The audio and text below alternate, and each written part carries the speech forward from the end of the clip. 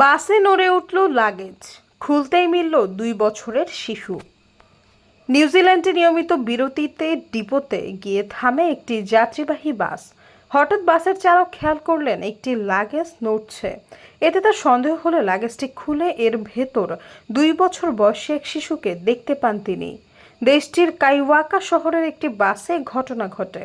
সংবাদ মাধ্যমটির প্রতিবেদনে বলা হয়েছে, একটি বড় লাগেজ নিয়ে বাসে উঠেন এক নারী। নির্ধারিত স্টপেজে থামার সময় ব্যাগটি নড়াচড়া করতে দেখে বাস চালক উদ্বিগ্ন হয়ে পড়েন। লাগেজ খুলে বিস্মিত হন তিনি। জীবন্ত এক শিশুকে পাওয়া গেল সেই লাগেজের ভেতরে। শিশুটিকে এমন অবস্থায় দেখার পর কাইওয়াকা শহরের ওই বাস ডিপোতে ডাকা হয় পুলিশকে। পরে ওই লাগেজের মালিক 27 বছর বয়সী এক নারীকে গ্রেফতার করে পুলিশ।